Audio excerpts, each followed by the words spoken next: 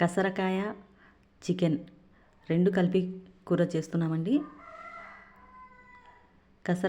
కసరకాయ వచ్చేసి ఉడికించి పక్కన పెట్టామన్నమాట. ఫస్టే చికెన్ అలాగే పసుపు ఉప్పు వేసి ఉడికించి పెట్టాము.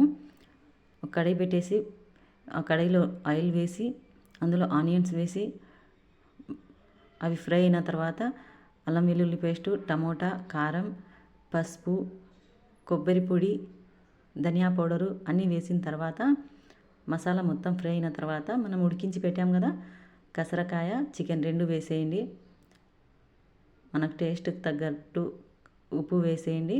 వేసిన తర్వాత వాటర్ వేసి మూత పెట్టేసేయండి. అది బాగా ఉడికిన తర్వాత మనకు ఇవి జొన్న రొట్టె కానివ్వండి లేదా చపాతీ కానివ్వండి టేస్ట్ అయితే చాలా బాగుంటుంది. ప్రస్తుతం మేమైతే సంగటి చేస్తున్నామండి. ఇందులోకి చాలా బాగుంటుంది సంగటి.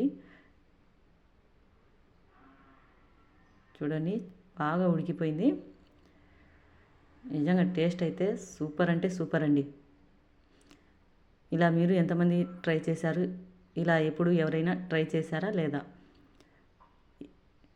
ఇప్పుడు ఈ వీడియో చూసిన తర్వాత ట్రై చేయండి.